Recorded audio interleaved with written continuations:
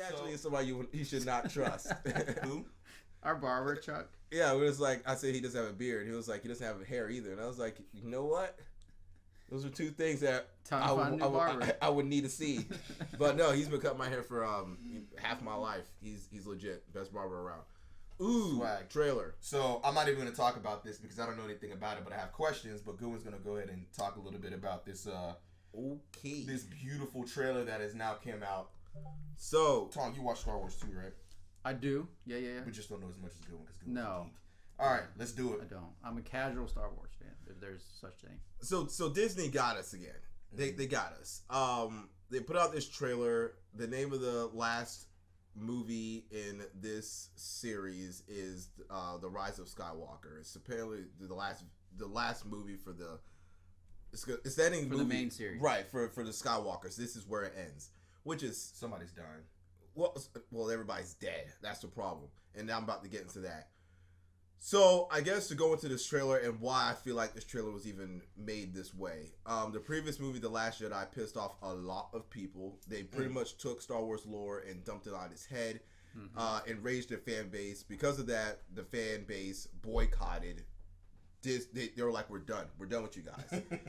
They came out with Solo, and Solo tanked because nobody went to go see it. Well, it tanked based on Star Wars standards. It did. It made money. Solo, okay, in comparison to other movies, it tanked. It on Star Wars levels, which is what the whole point of them making these.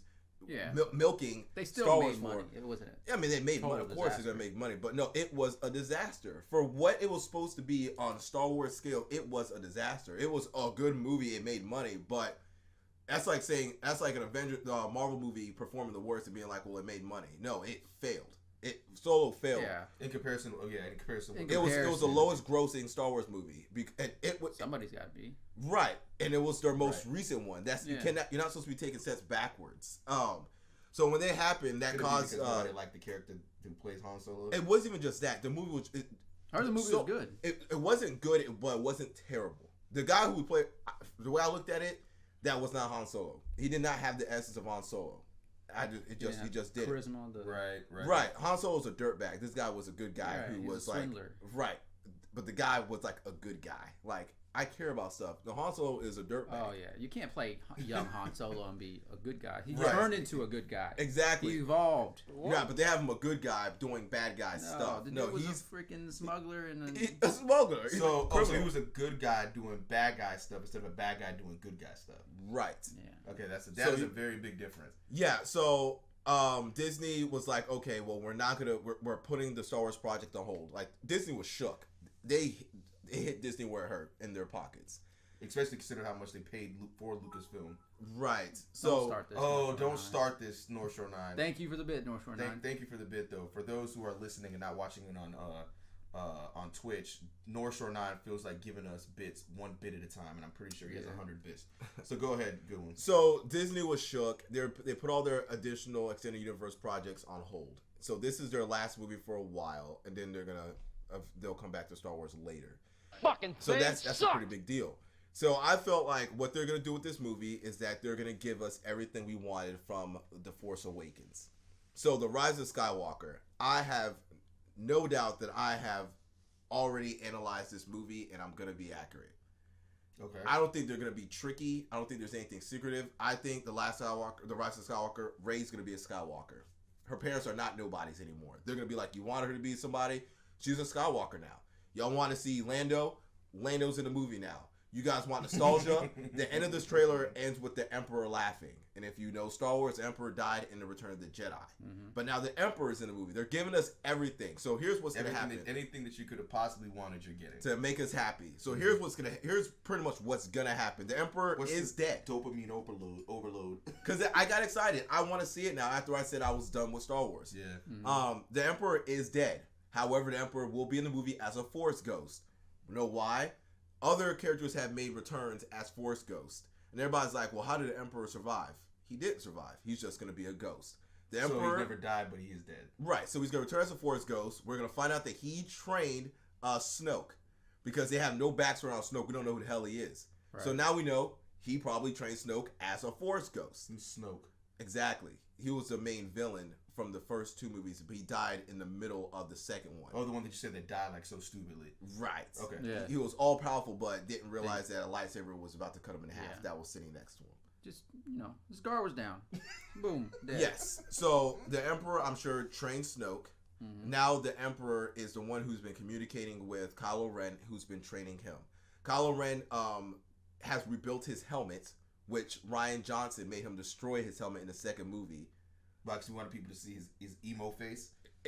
Pretty much. So now his helmet's getting rebuilt, so he's gonna get his helmet back. Everything that was taken from us, we're getting it all back now. Why? So, and that's honestly what I believe. I think that's gonna be the basis of the movie. The whole point of this movie is to correct all the stuff that they made people mad about. Exactly. Just tie it up in a bow, And it'll be like, you know what? What's gonna happen? People are going to enjoy it. People are gonna love it. Right. They're gonna wait 5 years and they're gonna start pumping out these movies again. Because here's what the issue is: with Force Awakens, they were safe. And people were annoyed with that because they're like, all you did was just rebrand A New Hope. But the problem with that, and the good thing about that, is even though they were safe, it kept us moderately happy. The Last Jedi, they're like, let's do something different. So they're either gonna love it or they're gonna hate it. We all hated it. So it's like, okay, they reacted poorly. Let's just rebrand. We're gonna come out the third one. We're gonna, like Tonda said, tie it up in a bow. Give it to you, make you happy. We'll wait 5 years, and we're gonna start pumping more down your throat in a little bit. So that's what's happening. But these movies aren't for you; they're for the youth, right? Like it doesn't matter what age group there is. There's certain rules that you have to operate, that you have to abide by within a certain universe. Thanks, North Shore 9. Thank you, North Shore 9. He said we have a legit layout. Appreciate that. If you create a universe with rules and then you start breaking these rules, it's gonna piss off the fan base. Well, it's like Jon Snow living when he's supposed to have died. You created this world where there's if you make a fatal mistake, you don't come back. And now you have main characters with plot armor, and that pisses people off. It's like you got me accustomed to certain things happening that I should expect, and now I'm not getting those things. Right.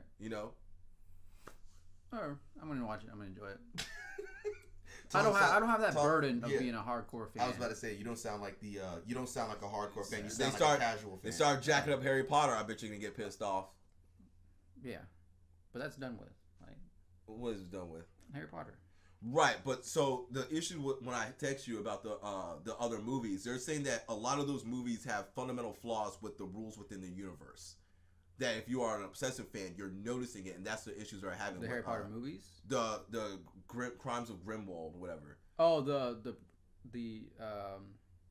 yeah. It's not the actual Harry Potter storyline, right. but it's operating within the same universe, and they're breaking rules. And Fantastic Beasts. Yeah, and that's pissing people off. It's like you said, you can't do. I have to send you the videos. Okay. Because I don't know much about it, but I feel like if it's brought to your attention, you might be like, okay, I understand. Right. But that pisses people off. It does. People have their opinions on stuff.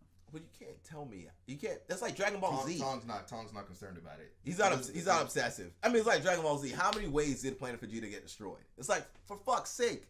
Was it their guardian that Kami said? Was it Frieza? Was it Super Saiyan 8? If you want to talk about somebody having plot armor, Goku has the most plot armor I've ever met of any character ever.